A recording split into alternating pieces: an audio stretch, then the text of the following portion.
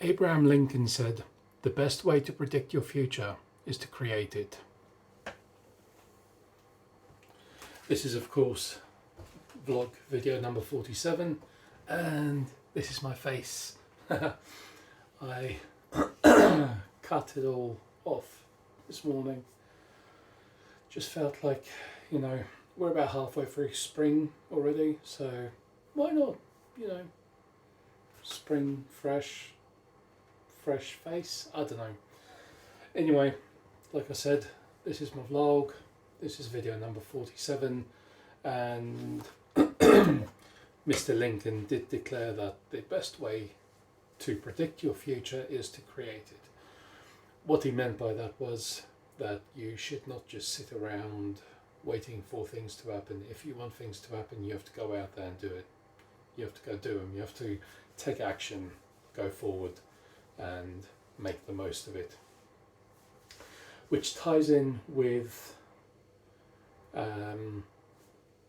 why I'm doing everything I'm doing at the moment. So the reading, the writing, the working out a lot, all the personal development, the self-improvement, everything basically.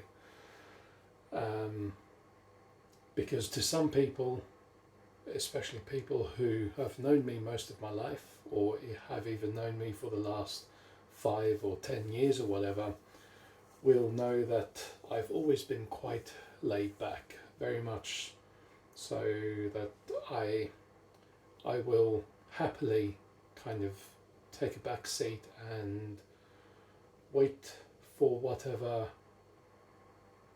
comes my way. I didn't really expect anything, I just let things happen as they may. And that's not the right way to tackle life. That's not the correct way to achieve anything in life. So instead, or not so much instead, but to give myself that kick up the backside, obviously I am, or have embarked on this personal development and self-improvement / self-help journey where I want to be a better me. I just want to be better at everything I do rather than half-assing everything through life. The idea is once you get better at everything becomes easier. So I've always viewed myself as something of a jack of all trades, and most people obviously remember that quote as being followed by the phrase master of all but a master of none, which definitely throws in some negative connotations with being a jack of all trades, or being someone who is good at many things, and it makes those of us who are good at many things seem like we're almost worthless, or at least that's how some of us feel. I'd say some of us, like there's some secret community of us. I've yet to discover such a community, but I'm sure there might be one somewhere, because I know a lot of people who are very good at one thing, and it's one thing that they concentrate on, or have concentrated on all of their life. They do it every single day of the week in their personal and professional life, and it's the one thing they can talk about for hours on end in any capacity. But very rarely do you find someone, or at least very, very rarely do I find or come across someone who can converse about topics ranging from A to Z with the sort of intellect that you can only gain through doing something or extensively researching something. Or, if you're lucky enough, it kind of comes naturally to you, where you can easily grasp concepts for various things and understand a deeper meaning or a deeper working without having to extensively read or research, etc. So yeah, that being said, I have put together a few notes, 4 notes specifically, with the help of a little bit of online research and such, to try and answer when people ask, I say people, if anyone asks me why the sudden change of heart, why the sudden change of pace, why are you suddenly going to the gym 4 days a week but you dreaded the idea of going to the gym 10 years ago, why are you suddenly reading 2 or 3 or 4 books at a time, whereas 5-10 years ago you dreaded the idea of picking up a single book and reading it, or even reading the first chapter. You know, what's changed in me? And the thing that has changed is the realization of these 4 points. Now, these 4 points are not conclusive in any way, shape or form. These are just the sort of, these are the Kickstarter points, the bits that get you thinking, initially thinking like, oh, if it can do that, what else can it do? Let's find out more, you know, or let's start doing it and see how that goes. So without further ado, gonna go through them.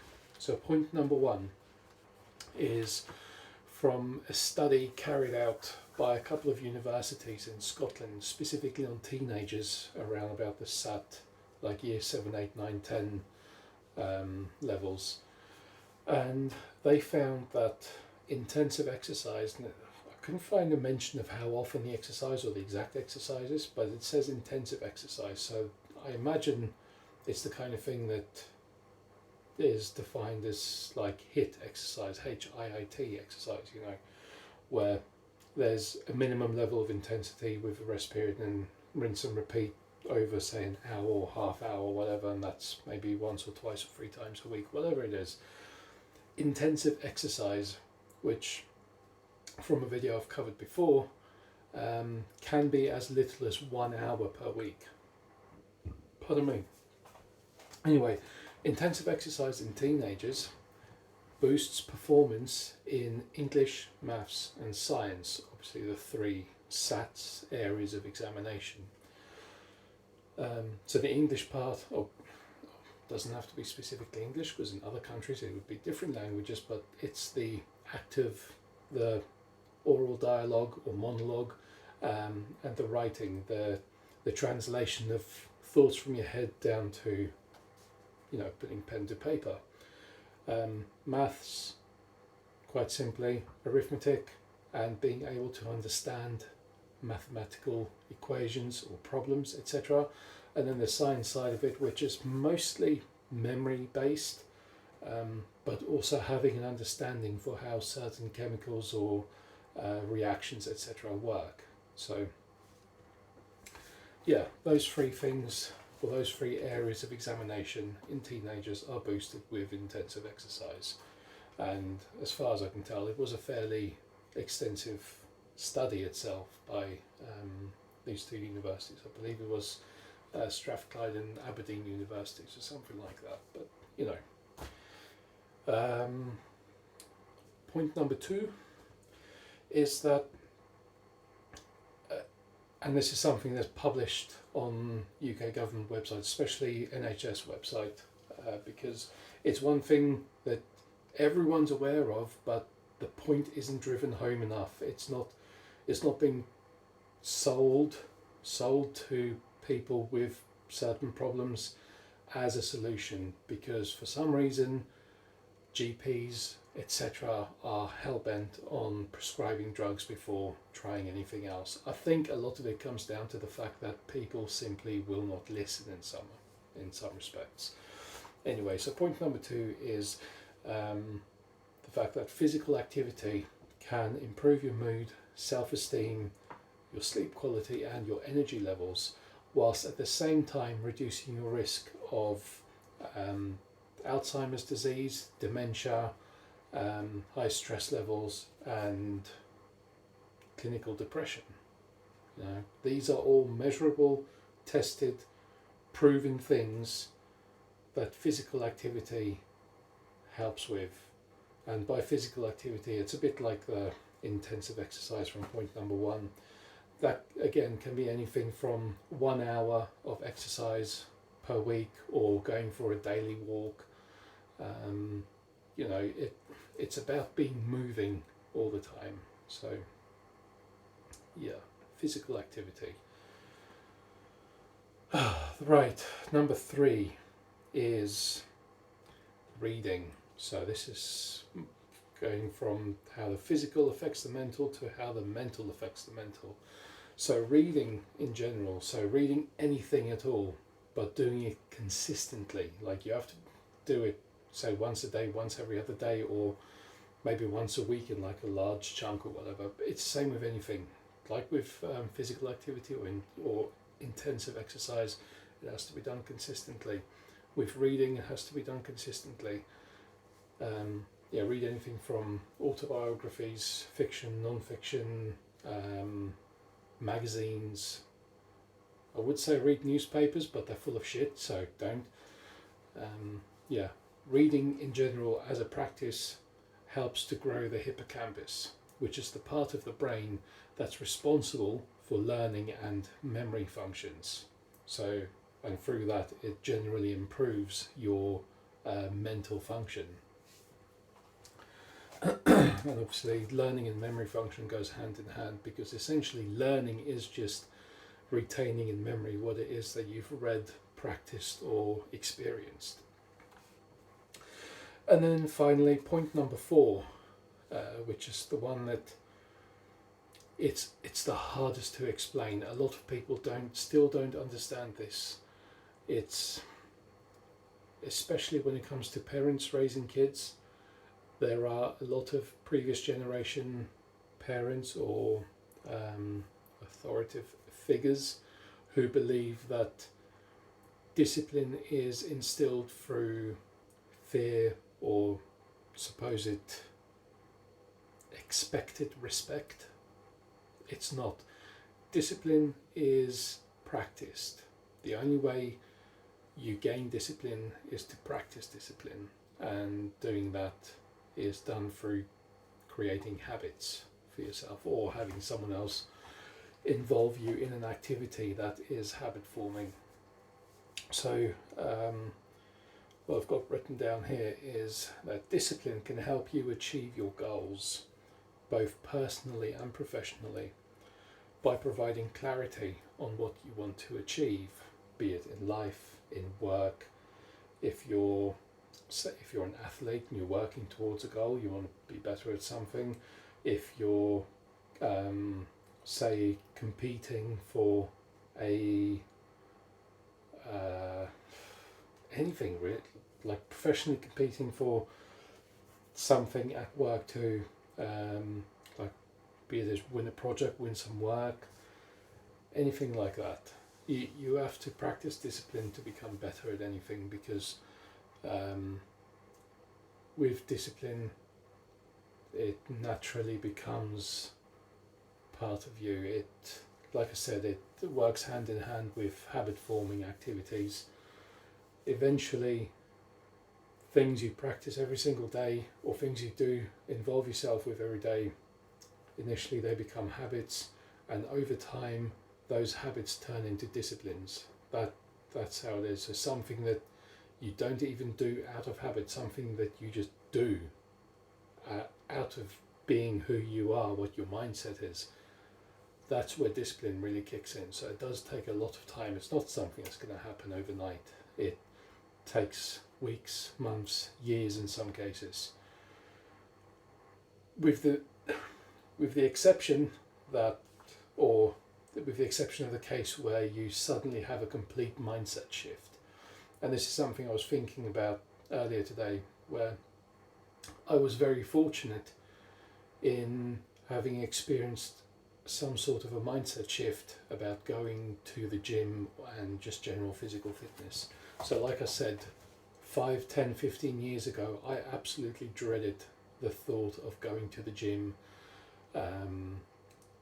just the whole act of getting my gym bag ready, walking to the gym or driving to the gym in some cases, and going in there, looking at all of the equipment and just thinking to myself, why am I even doing this? Or, what's my goal? And I suppose not having a goal doesn't help at all. You don't have to have a goal to go to the gym. Like for me now, I've got no goal for going to the gym. For me, it has become a discipline. It's become a lifestyle. It's something I just do because it feels right.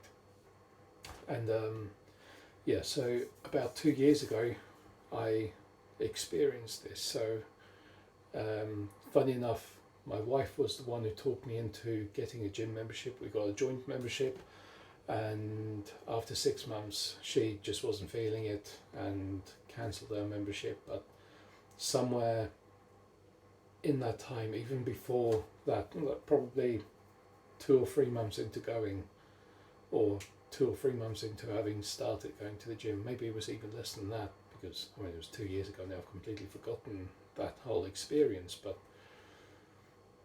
I started by having to push myself to go to the gym, having to push myself to wake up early or go late in the evening, do whatever.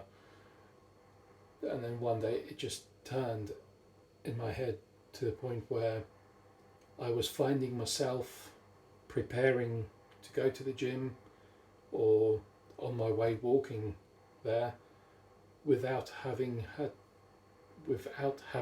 had that internal conversation of, oh, you should really, go get some exercise today, or you could benefit from maybe a little stroll or whatever. I just found myself going there because it felt like the right thing to do. It felt like it was becoming part of me. And now it's still like that.